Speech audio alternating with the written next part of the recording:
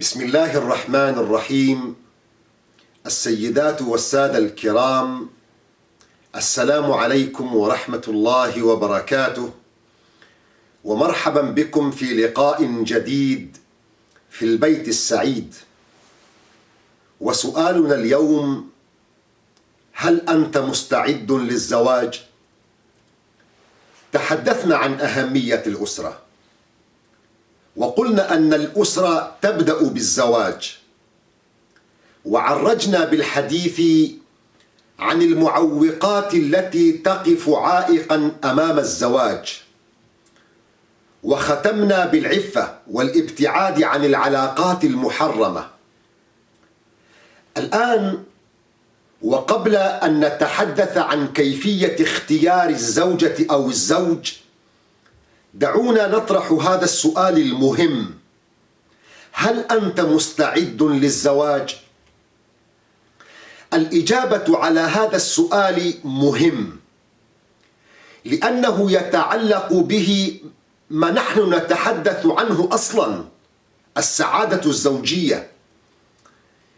قد يكون لدى الكثير الإجابة نعم، نحن على استعداد، بس شوف لنا بنت الحلال. ولكن مهلا، هل تدرون ما هو الزواج وما أنتم مقبلين عليه؟ لا يغرنك العرس ومباهجه وحفلة العرس والحب والرومانسية. الزواج أمر مختلف عن هذا كله.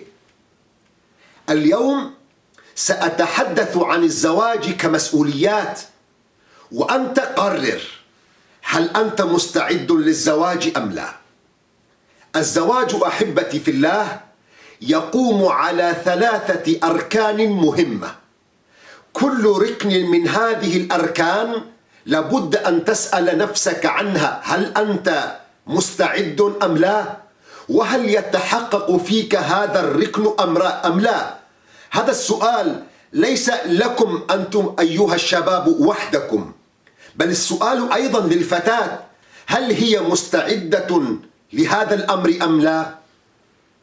الركن الأول الذي يقوم عليه الزواج أحبتي في الله، بعيدا عن الحب والرومانسية والحفلة والأعراس والضجيج، الزواج مسؤولية. نعم، الزواج مسؤولية وأعباء جديدة ستلقى على عاتقك أنت أيها الشاب وأنت أيتها الفتاة. أنت الآن لربما لا تحمل من الهم شيئا ولا من المسؤولية إلا اليسير. أنت وأنت مسؤول عن عبادتك وعن نفسك، وحتى عن أمور معاشك لربما أنت لست مسؤول عنها، أبواك يحملانها عنك. ولكن وأنت مقبل على مشروع الزواج وقد أخذت القرار، اعلم سيضاف عليك مسؤوليات: مسؤولية البيت، مسؤولية الزوجة، وأنت كزوجة مسؤولية الزوج. وإذا رزقكم الله بأولاد سيضاف أيضا مسؤوليات أخرى إلى مسؤولياتكما الأصلية. فالزواج مسؤولية، فهل أنت جاهز لتحمل هذه المسؤولية؟ وهل أنت جاهزة لتحمل المسؤولية؟ عزيزي، الحالة العاطفية وحدها لا تكفي، وعزيزتي، الحب والغرام والرومانسية وحدها لا تكفي ليكون البيت سعيدا ويستكمل المسيرة، بل لابد أن تكون قادرا على تحمل المسؤولية. في الحديث الصحيح الذي يرويه الإمام البخاري ومسلم عن عبد الله بن عمر بن الخطاب رضي الله تعالى عنهما عن النبي صلى الله عليه وسلم أنه قال: كلكم راع وكل مسؤول عن رعيته، والرجل راع في أهله ومسؤول عن رعيته، والمرأة راعية في بيت زوجها ومسؤولة عن رعيتها. نعم، ميزان الرجولة وميزان الحكمة هو في البيت ونجاحه. هل عندك تحمل للمسؤولية أم لا؟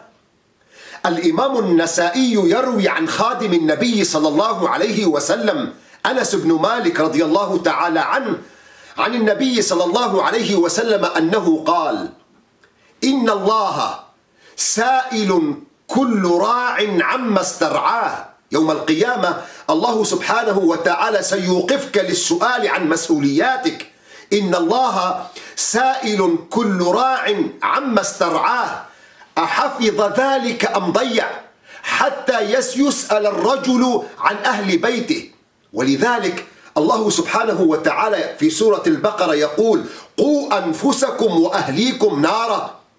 الإمام أبو داود يروي عن عبد الله بن عمرو بن العاص عن النبي صلى الله عليه وسلم أنه قال: كفى بالمرء إثما أن يضيع من يقوت، في رواية من يعول.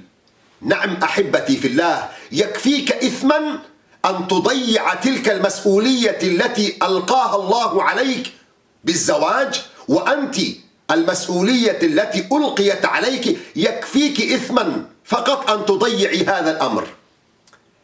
الحالة العاطفية والحب جزء من 35 جزءا، فإذا وجد الحب ابحث عن الأجزاء الأخرى. الحب يظهر بعد الزواج. إذا كان هذا الحب يستطيع أن يتحمل المسؤولية أم لا. الزوجة سيظهر مسؤوليتها عندما يمرض زوجها، هل هي قادرة على تحمله والصبر عليه أم لا؟ والزوج أيضا عندما لا يرزقه الله سبحانه وتعالى بالذرية، هل يكون قادرا على تحمل المسؤولية أم يطلقها بمجرد أن يعلم بالخبر؟ فهذه نقطة مهمة. الركن الأول للمقبلين على الزواج أن الزواج مسؤولية. عليك أنت كشاب أن تجيب على هذا السؤال، وأنت أيتها الفتاة عليك أن تجيبي على هذا السؤال: هل أنتم قادرون على تحمل المسؤولية؟ إذا كنتم قادرين على تحمل المسؤولية فمرحبا بكم إلى الركن الثاني. إذا لم تكونوا قادرين على تحمل المسؤولية انسوا، لا تورطوا بنات الناس معكم ولا تورطوا أبناء الناس معكم. الزواج سيفشل حتما لا محال. أنتم كآباء، أنتم كأمهات، قبل أن توافقوا على طلب الزواج تأكدوا هل ابنكم هل بنتكم قادرة على تحمل المسؤولية أم لا. إن كان قادرا فتعالوا إلى الركن الثاني. الزواج صبر وتضحية. لن يستمر زواج بغير تضحية، كلكم بلا استثناء. اسألوا آباءكم واسألوا أمهاتكم بلا استثناء.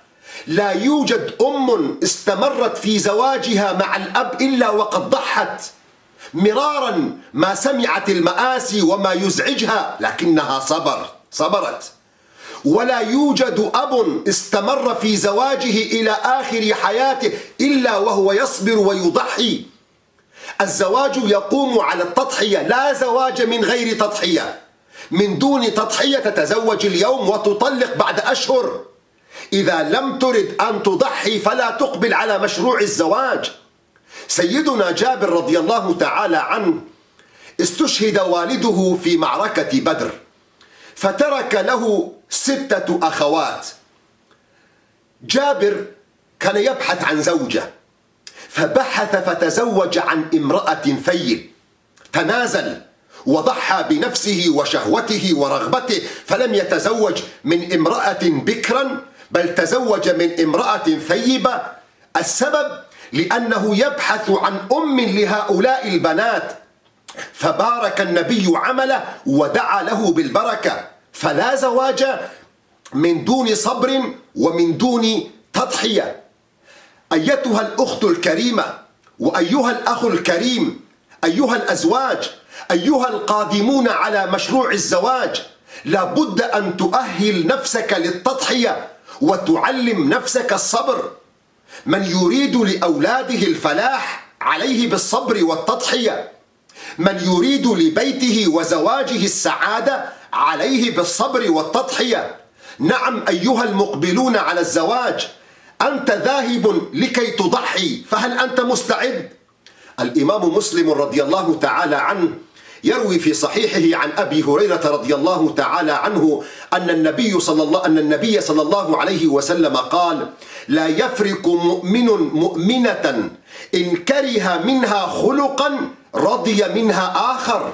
الزواج هكذا تضحية. ربما لا تجد أمرا يسرك، لكن اصبر وتحمل، ستجد أمورا أخرى ترضيك. في الزواج يجب أن يكون دائما معك ممحاة تمسح بها ما تلقاه من زوجك وأنت ما تمراه من زوجتك. إذا كنت تسجل وتحمل كل ما تراه وتشاهده في قلبك، فأنت سيفشل مشروع الزواج أمامك خلال أشهر. في الزواج لابد أن تكون قادرا على محو الأمور. لابد أن يكون معك دائما مساحة ممحاة تمحو بها المشاهد والمناظر ما يزعجك وما يؤلمك، حتى يكون بيتك سعيدا وحتى تعيش سعيدا. الإمام البخاري يروي عن أنس رضي الله تعالى عنه أن النبي صلى الله عليه وسلم كان عند بعض نسائه، في بعض الروايات أنه كان في بيت عائشة رضي الله تعالى عنها وعن أبيها. النبي صلى الله عليه وسلم ينتظر الغداء مع مجموعة من صحابته. أحد زوجاته الأخريات أرسلت إلى النبي صلى الله عليه وسلم بقصعة من الطعام، فلما جاء الخادم بقصعة الطعام إلى النبي صلى الله عليه وسلم غارت الزوجة أو غارت عائشة التي النبي صلى الله عليه وسلم في دارها، وكأنها شعرت أن الزوجة الأخرى أو ضرتها تريد أن تهينها أمام النبي صلى الله عليه وسلم أن طعامها متأخر، فقدمت الطعام إلى النبي صلى الله عليه وسلم. جاءت عائشة وهي غاضبة وضربت بيدها قصعة الطعام، وبدأ الطعام يتساقط على الأرض وكسرت القصعة. النبي صلى الله عليه وسلم وهو جالس في مجموعة من الصحابة: أحدنا لو كان في مثل هذا الموقف من دون صبر ومن دون تضحية لقال لها: اذهبي الآن إلى بيت أهلك فأنت طالق بالثلاثة ولن تعودي ولا على أي مذهب من أئمة الفقه. لكن النبي صلى الله عليه وسلم لأنه كان يفهم مشروع الزواج بدأ يلملم الطعام من الأرض وهو يقول بكل هدوء للصحابة الذين من حوله: غارت أمكم. إذن هل أنت مستعد للصبر والتضحية؟ إن لم تكونوا مستعدين للصبر والتضحية فلا تورطوا أبناء وبنات الناس معكم. اذهبوا وتعلموا التضحية وتعلموا الصبر ثم اقدموا على مشروع الزواج. إن كنتم قادرين على الصبر والتحمل حياكم الله إلى الركن الثالث. الركن الثالث هو القبول بالاختلاف. لا حياة من دون اختلاف. البيوت السعيدة هي البيوت التي يستعد فيها الزوجين للقبول. إدارة البيوت تريد هكذا أن تكون قابلا للاختلاف. نحن نظن أن الزوجين السعيدين أو الرجل والمرأة السعيدة هو اللذان يتطابقان 100% في أفكارهما في طبائعهما، ولكن هذا غير صحيح. هذا لن يحصل. والذي يقول لكم أننا نحن متطابقون أو لابد أن تكونوا متطابقين في الأفكار والهوى والطبائع يكذب عليكم. بل الزواج أن يكون هناك اختلاف. بل أسعد زوجين من يوجد بينهما العشرات من الاختلافات، وهذه سنة الله في الكون فضلا عن الزوجية. يقول ربنا عز وجل: ولو شاء ربك لجعل الناس أمة واحدة ولا يزالون مختلفين. المشكلة أحبتي في الله ليست في وجود الخلاف والاختلاف. الخلاف والاختلاف سنة من سنن الله عز وجل، وإنما المشكلة في كيفية إدارة الخلاف. حدث خلاف مرة بين النبي صلى الله عليه وسلم والسيدة عائشة رضي الله تعالى عنها، فالنبي صلى الله عليه وسلم وهو في ذلك الخلاف أدار الخلاف وقبل ذلك الاختلاف بينه وبين عائشة بأن يوجد بينهما حكم. وهو رسول الله؟ نعم وهو رسول الله. وأنت شيخ؟ نعم وأنت شيخ. وأنت طبيب؟ نعم وأنت طبيب. لابد أن يكون هناك اختلاف بينك وبين زوجتك، لكن السعادة والعقلانية والحكمة أن يكون هناك إدارة حكيمة لهذا الاختلاف. فقال النبي صلى الله عليه وسلم: من ترضين أن يكون حكما بيني وبينك؟ أترضين بعمر بن الخطاب؟ فأمنا عائشة رضي الله تعالى عنها قالت: لا يا رسول الله، إني أهاب شدته وغلظته. سيدنا عمر معه الدرة مباشرة. فقال النبي صلى الله عليه وسلم: أترضين بأبي عبيدة؟ أبو عبيدة عامر بن الجراح. قالت: لا يا رسول الله، إنه يحبك وسيحكم لك. قال: إذن أترضين بأبي بكر؟ قالت: نعم هو أبي. فدعا النبي صلى الله عليه وسلم أبو بكر ليحكم بينهما في خلافهما. فقال النبي صلى الله عليه وسلم لعائشة بعد أن حضر أبو بكر المجلس: أقول أنا أم تقول أنت؟ أبدأ في شرح القضية والمشكلة أنا أم تتبدأين أنت يا عائشة بطرح المشكلة؟ فقالت عائشة رضي الله عنها: ابدأ أنت ولا تقل إلا حقا. ابدأ أنت ولا تقل إلا حقا. أبو بكر الصديق عندما سمع هذه الكلمة ولا تقل إلا حقا لرسول الله غضب، وبدأ لكي يضرب ابنته عائشة. مباشرة فرت أمنا عائشة رضي الله تعالى عنها واختبأت خلف ظهر النبي صلى الله عليه وسلم.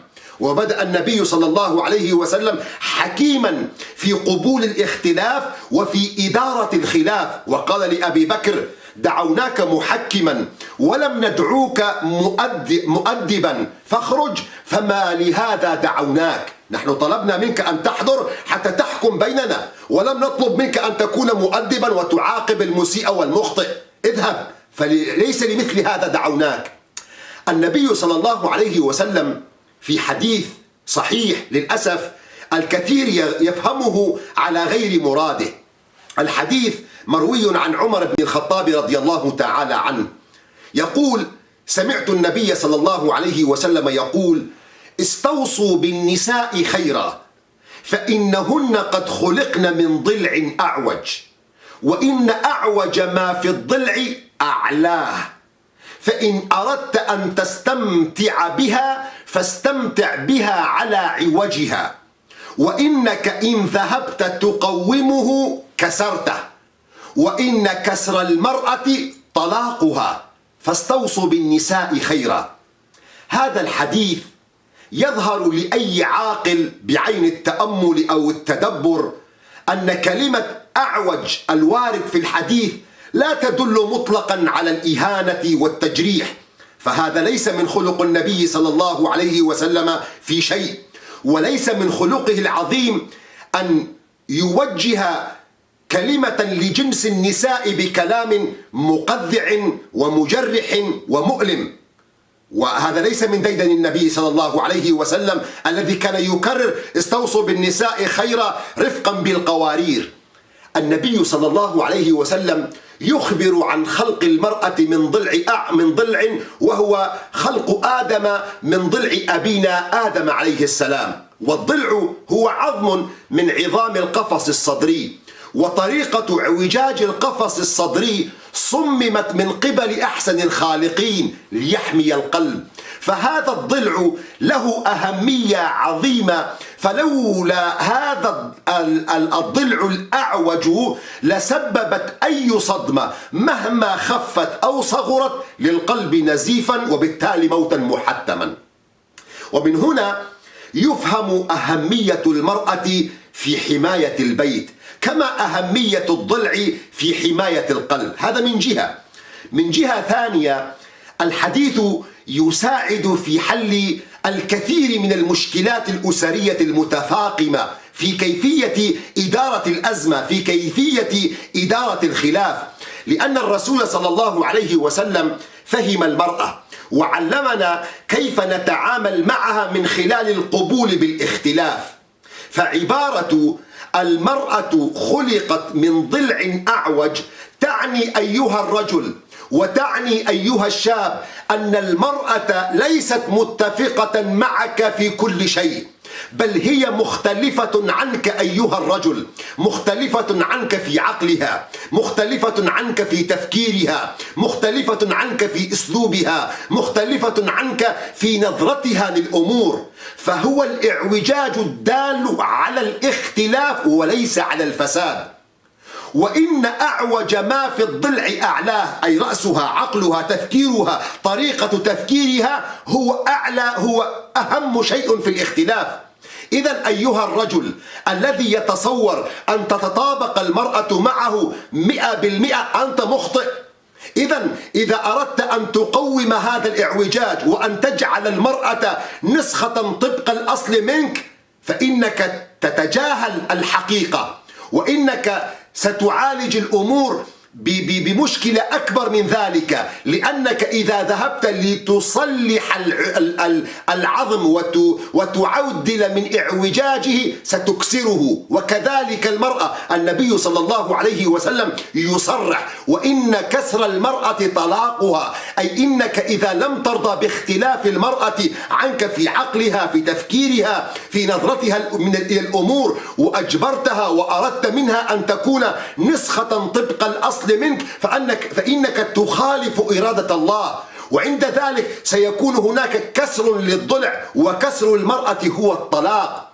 فإذا أردت أن يكون بيتك سعيدا وأن تستمتع بالحياة، فاستمتع بها على عوجها، أي على اختلافها. تعلم إدارة الاختلاف. المشكلة ليس في وجود الاختلاف، وإنما المشكلة في كيفية إدارتك للاختلاف. إذن قبل أن ننتقل كيف نبحث لك عن زوجة، وكيف أنت تختار زوجة لك، وأنت كيف تختارين زوجا لك، قبل أن نتحدث عن هذه الأمور، إذن هل أنتما مستعدان للزواج؟ هل أنت مستعد لتحمل المسؤولية؟ هل أنتما مستعدان للصبر والتضحية؟ هل أنتما مستعدان للقبول الاختلاف بينكما؟ إذا لم تكونا مستعدان، أرجوكم لا تقدموا على مشروع الزواج، وإنما اذهبوا وتعلموا كيفية إدارة تحمل المسؤولية، وكيفية إدارة الاختلاف، وكيفية الصبر والتحمل. لكنكم إذا وجدتم في أنفسكم قوة لتحمل المسؤولية، وقوة للصبر والتحمل، وقبولا للاختلاف، فحياكم الله للبحث عن زوجة. وإلى غد. السلام عليكم ورحمة الله وبركاته.